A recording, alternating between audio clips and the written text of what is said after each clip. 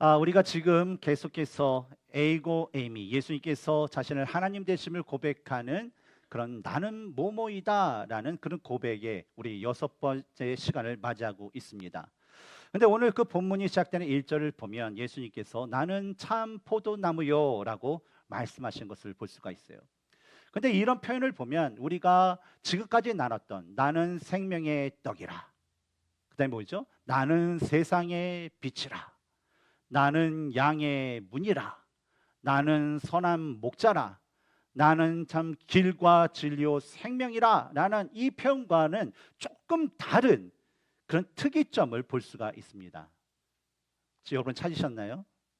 바로 나는 뭐뭐이다라고 할 때 나는 포도나무요라고 하는 것이 아니라 나는 참이란 그 단어를 붙여서 나는 참 포도나무요라고 말씀하신 것을 볼 수가 있습니다.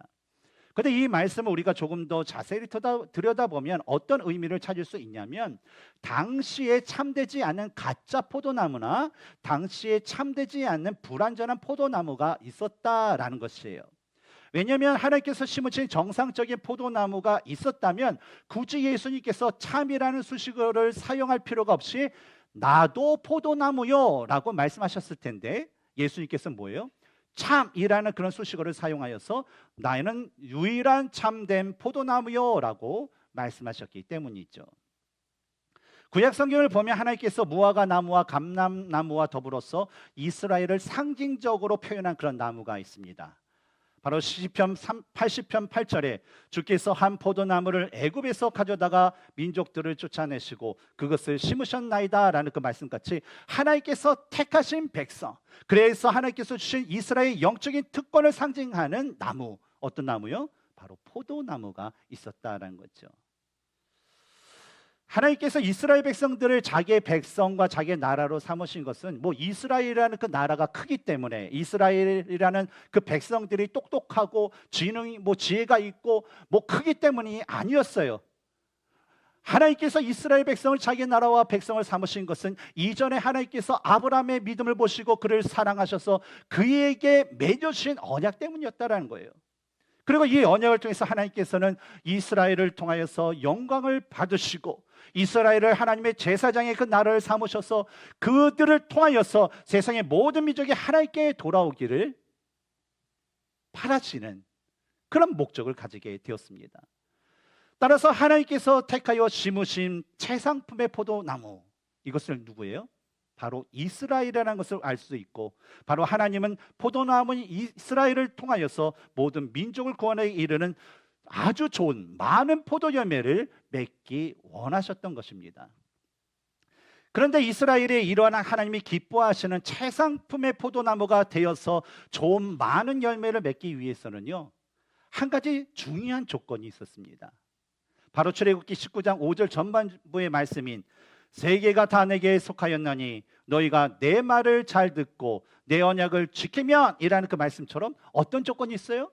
바로 하나님의 말씀을 잘 듣고 그 들은 말씀을 잘 지켜야 한다라는 그 조건이 있었다는 거예요.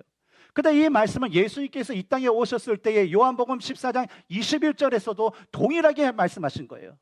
내 계명을 지키는 자라야 나를 사랑하는 자니 나를 사랑하는 자는 내 아버지께 사랑을 받을 것이요 나도 그를 사랑하여 그에게 나를 나타내라 라는 그 동일한 말씀. 그런데 이스라엘은 어땠나요? 이스라엘 사람들은요, 하나님의 말씀을 마음에 새겨 지켜 행하지 않고 점점 표면적인 행동에 치우치다가 결국 죄악에 빠짐으로 인하여서 하나님께서 기대하시는 그 열매를 맺지 못하게 되었습니다. 그래서 이에 대해 이사야 5장 2절에서는 다음과 같이 기록하고 있어요. 땅을 파서 돌을 제하고 극상품 포도나무를 심었도다.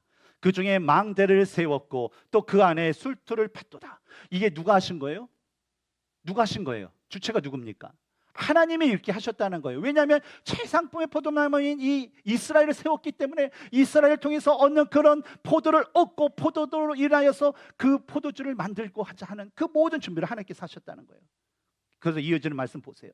좋은 포도 맺기를 누가 바랬더니 하나님께서 바랬더니 누가 뭘 맺어요? 이스라엘이 들포도를 맺어도다. 들포도는 뭐예요? 상품 가치가 없는, 먹을 수 없는 그런 열매죠.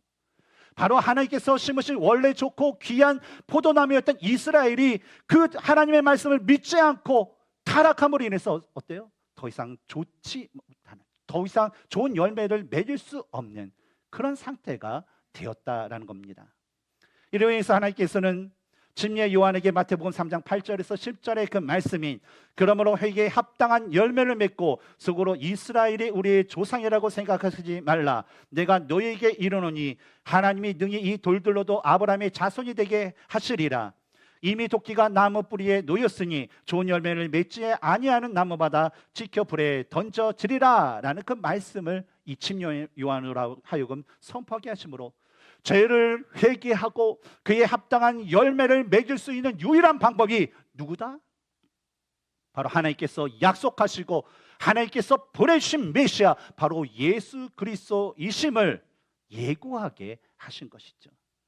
그리고 예수님께서 오늘 본문 1절에서 자신이 포도나무이심을 밝히시고 또 이어지는 5절에서는 나는 포도나무여 너희는 가지라. 그가 내 안에 내가 그 안에 거하면 사람이 열매를 많이 맺나니 나를 떠나서는 너희가 아무것도 할 수 없음이라 라는 그런 구원의 초청을 바로 제자들에게, 그 당시의 사람들에게, 오늘날 우리에게 하고 계신 것입니다.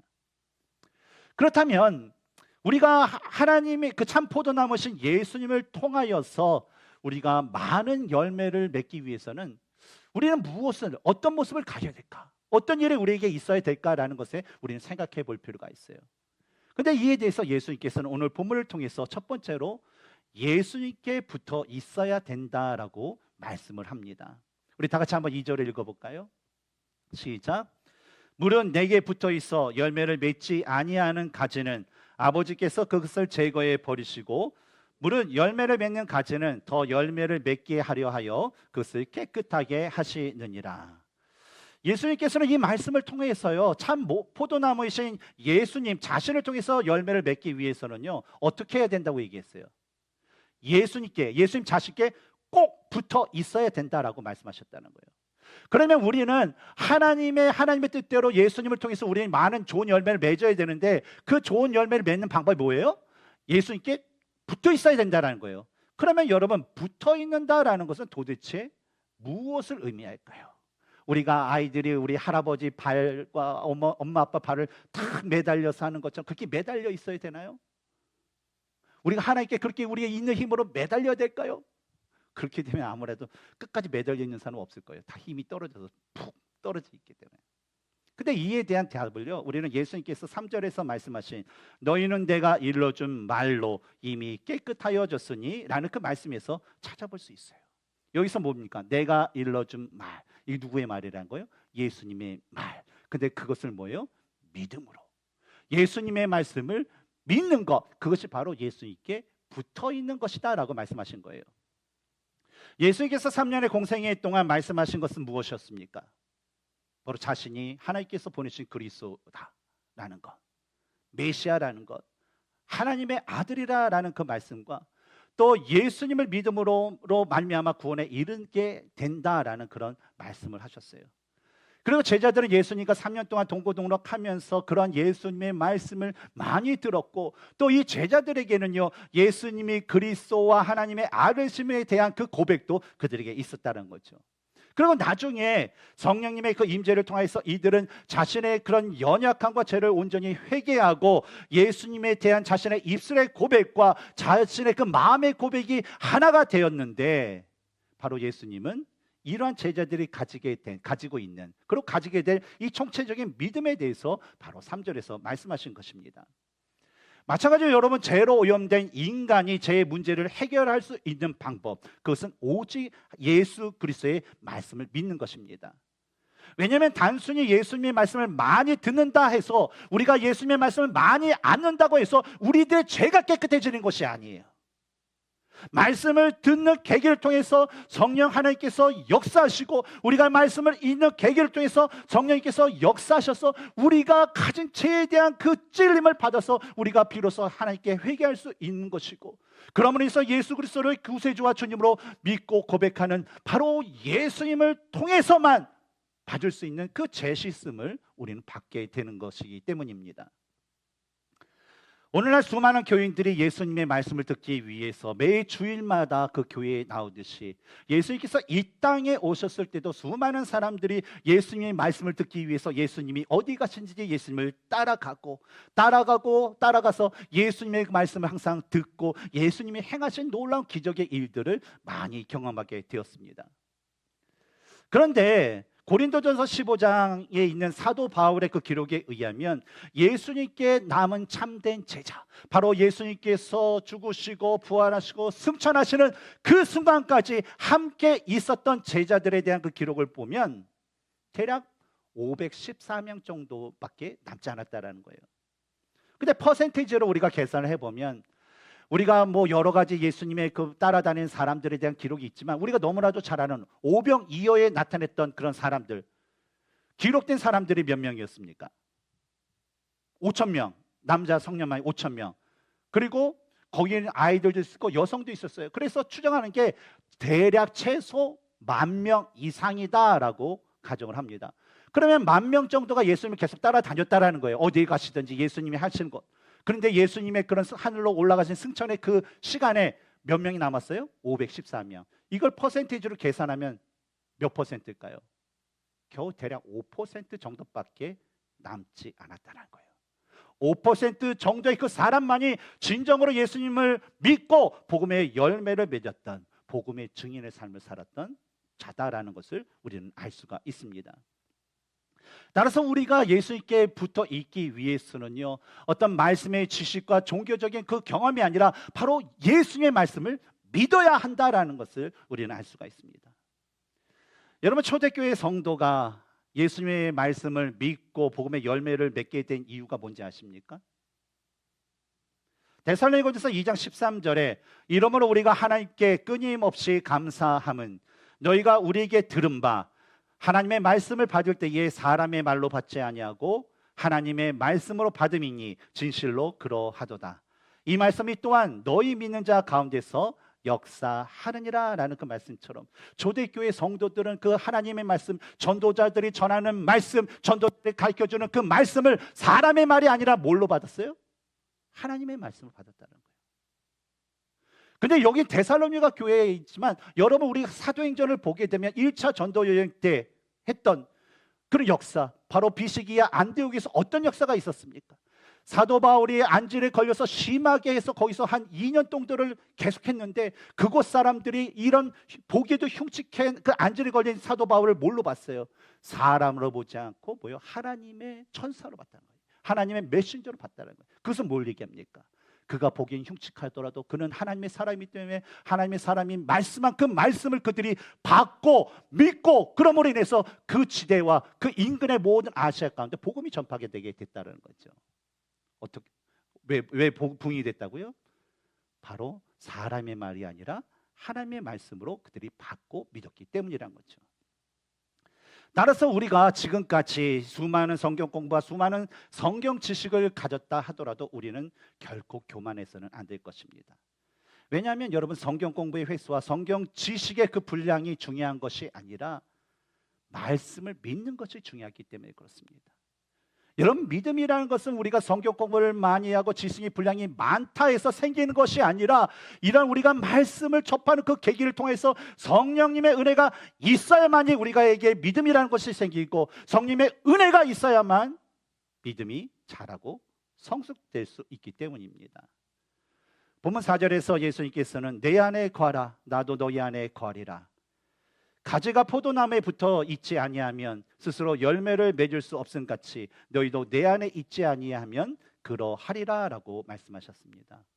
그러므로 여러분, 교회에서 또 설교와 성경 공부 시간을 통해서 여러분에게 전하는 그런 말씀과 성경 통독과 말씀의 훈련을 하는 것을요, 단순히 사람의 말과 단순히 사람의 교회의 프로그램으로 여기는 것이 아니라 이것이 우리로 하여금 예수님께 잘 붙어서 예수님으로부터 그런 귀한 열매를 맺을 수 있는 축복의 기회다라는 것을 여러분은 알고 어떻게 하시든지 열심히 듣고 참석하시는 그런 성도님들이 되시기 바랍니다.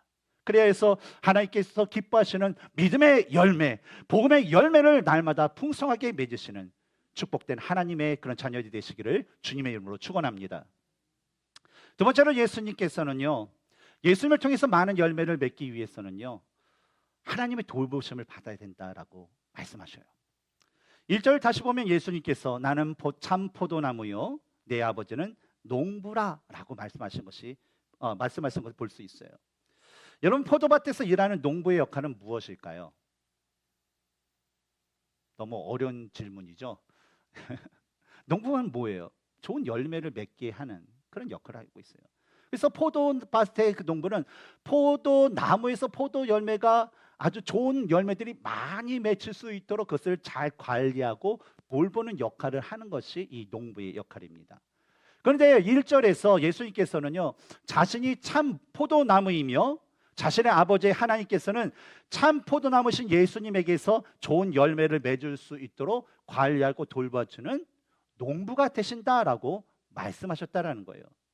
그래서 좋은 열매를 맺기 위해서 농부 되신 그 하나님께서 하시는 일은 뭐냐면, 첫 번째로 2절에서 뭐래요? 열매 맺지 아니하는 가지는 제거해 버리신다라고 말씀하셨어요. 또 두 번째 하시는 일이 뭐라고 얘기합니까? 6절에서 제거되어 마른 가지들 모아다가 불에 던져 사르신다라고 말씀하셨다는 거예요. 제가 어렸을 때 저희 집에 포도나무가 있었습니다.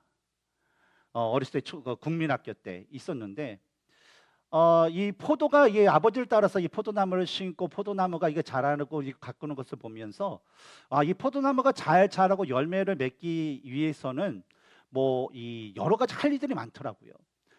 특히 이게 덩쿨로 해서 혼자 쓸 수 없기 때문에 뭘 만들어줘요? 그 덩쿨 지지대라는 것을 뭐 아치로 만들든지 아니면 벽에 철사로 이렇게 해가지고 거기 타고 올라가서 하든지 그렇게 만져줘요. 그리고 덩쿨이 잘못 들어가면 그걸 빼줘가지고 잘 이렇게 열매가 밖으로 잘 나올 수 있도록 그런 이 손작업을 이렇게 하게 됩니다. 그래서 아버지와 함께 그 덩쿨을 만들고 지지대를 만들어서 매일매일 봤어요. 물도 주고. 그랬더니 얘가 잘하는 게 대단해요. 그냥 슉슉. 그러면서 제가 관찰하는 건 뭐냐면, 그 구석구석 곳곳마다 몽우리가 피고 꽃 같은 게 피게 되는 거예요. 그래서 자 보니까, 아빠 이게 뭐예요? 그랬더니 이 포도래요. 그래서 저는 어린 마음에 언제 이 맛있는 포도를 내가 먹을 수 있을까? 아빠 언제 이것을 먹을 수 있을까요? 라고 하면서 저 기대감으로 그 포도송이가 열리기를 기다렸던 적이 있었습니다. 그런데 이 포도나무를 보면요, 매일마다 좋은 열매를 맺기 위해서는요, 진짜 매일마다 해야 될 일들이 많았어요. 모든 그 가지가 나무에 붙어 있어서 모든 가지에 열매를 맺을 것 같은데, 자세히 살펴보면요, 포도나무에는요 불필요한 장가지들이 너무 많아요. 그리고 자세히 보면요, 나무에 붙어 있는데 마른 장가지들이 있다는 거예요. 그러니까 그것을 뭐요? 계속적으로 제거해주고 보살펴줘야지 매해 좋은 포도 열매를 맺게 된다는 겁니다. 요즘에는 매년 시즌이 되면요, 저희 집에 있는 그 나무들과 우리 교회에 있는 그 나무들을 제가 이게 좀 추림도 하면서 이제 관리를 하곤 합니다.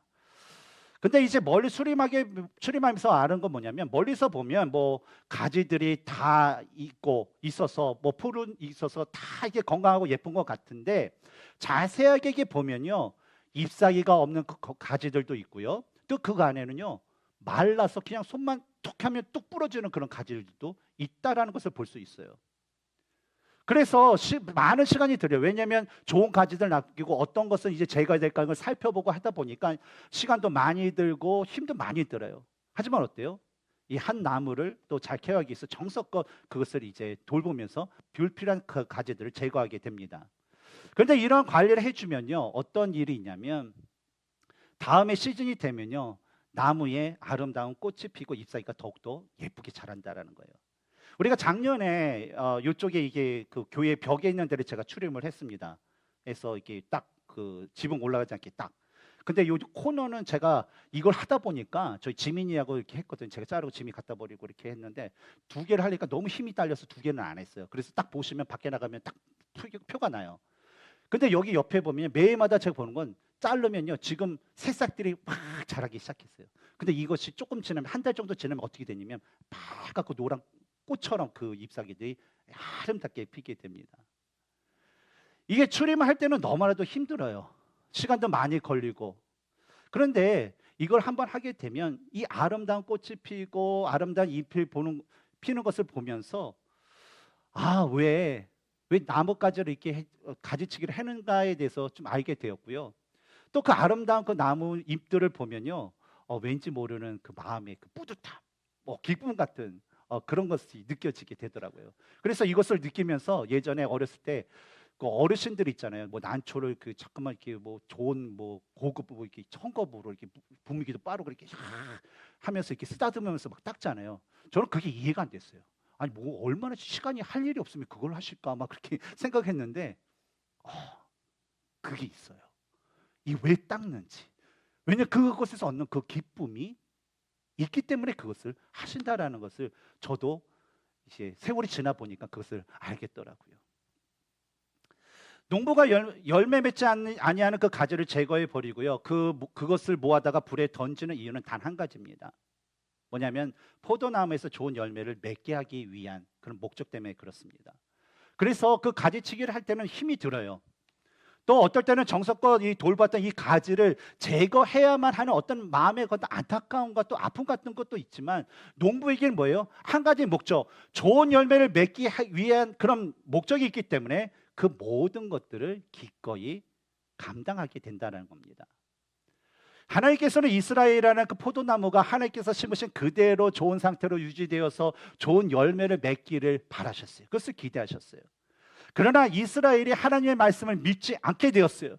믿지 않으니까 그들이 맺은 것은 들포도였다라는 거예요. 그래서 들포도에서 전혀 기대에 어긋나는 행동, 기대에 미치지 못하는 전혀 희망이 없는 것을 보고 하나님께서는 이제 서서히 가지치기를 하기 시작하셨다는 거예요.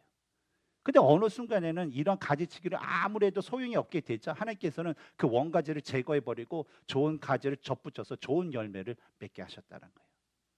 그리고 이런 좋은 열매의 그 결과가 바로 오늘날 우리 그리스도인 저와 여러분에게 임하게 주어지게 된 것이죠. 따라서 우리가 하나님이 기뻐하시는 열매를 맺기 위해서는요, 예수님의 말씀을 믿어야 합니다.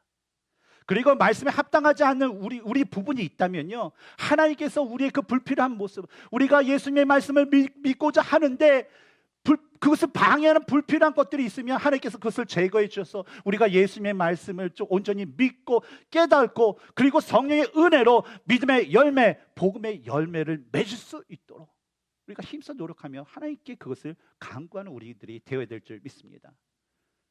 그런데 하나님께서 우리에 대한 가지치기를 하시는 방법은 여러 가지가 있을 거예요. 그래서 그 이로 인해서 그 가지치기를 할 때마다 때로는 견디기 힘들 정도로 아프고 괴로울 때가 있습니다. 그러나 우리가 잊지 말아야 될 것은 분명한 것은 뭐냐면 농부신 하나님이 우리 한 사람 한 사람에 대한 가지치기를 하는 그 이유는 바로 우리 한 사람 한 사람으로 하여금 하나님이 기뻐하시는 좋은 열매를 맺게 하시기 원하기 때문에 그것을 한다라는 것을 기억해야 됩니다.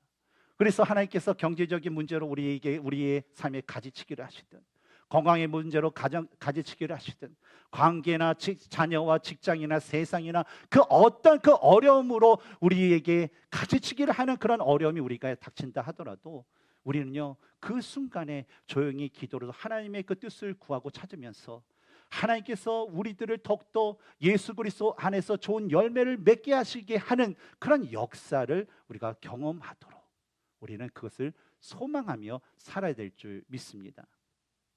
예수님 오늘 본문 7절과 8절에서 너희가 내 안에 거하고 내 말이 너희 안에 거하면 무엇이든지 원하는 대로 구하라. 그리하면 이루리라. 너희가 열매를 많이 맺으면 내 아버지께서 영광을 받으실 것이요 너희는 내 제자가 되리라 라고 말씀하셨습니다. 바로 우리가 예수님의 말씀을 믿어 그 믿음 안에 살 때에 주님께서는 그 말씀대로 우리의 삶에서 역사하셔서 풍성한 열매를 맺게 해주심으로 바로 하나님께서 주신 목적대로 우리가 하나님께 영광을 돌리는 참된 포도나무가 되게 하실 것이다 라고 말씀하신 것입니다. 근데 우리가 주의해야 될 것은 뭐냐면 우리가 예수님께 붙어있기 위해서 예수님의 말씀을 내가 더욱더 믿기 위해 노력하면 노력할수록 사탄의 공격은요 더욱더 심해진다는 거예요.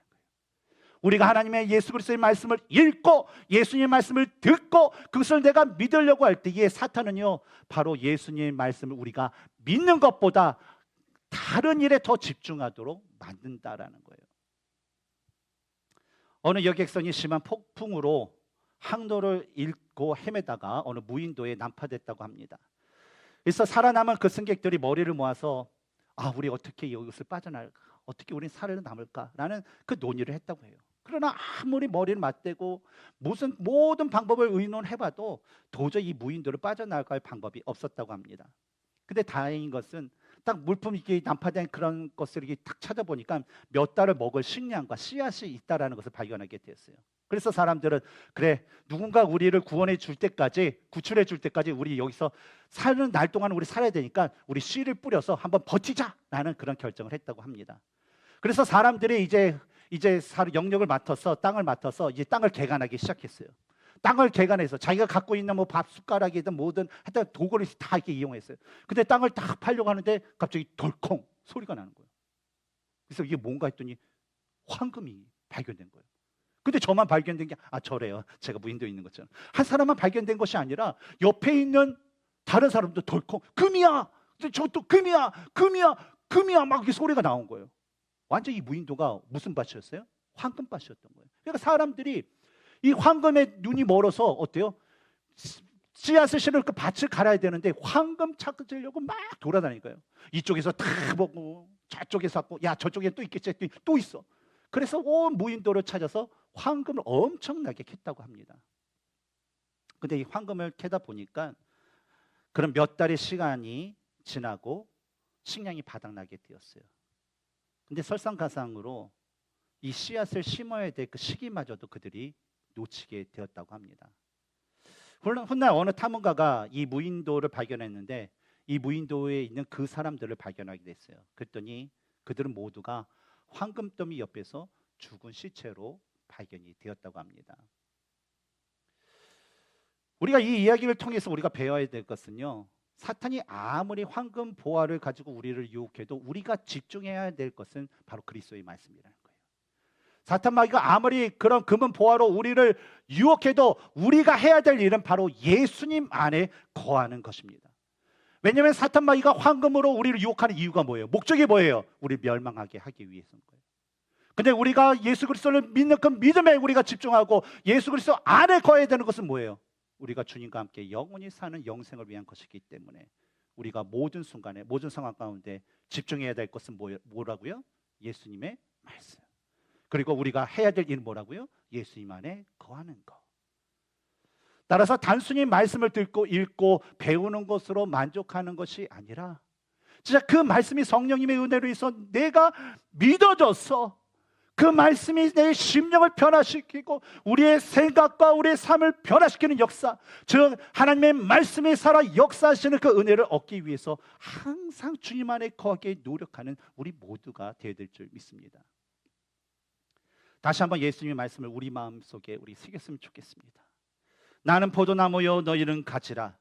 그가 내 안에 내가 그 안에 거하면 사람이 열매를 많이 맺나니 나를 떠나서는 너희가 아무것도 할 수 없음이라. 너희가 내 안에 거하고 내 말이 너희 안에 거하면 무엇이든지 원하는 대로 구하라. 그리하면 이루리라. 너희가 열매를 많이 맺으면 내 아버지께서 영광을 받으실 것이요 너희는 내 제자가 되리라.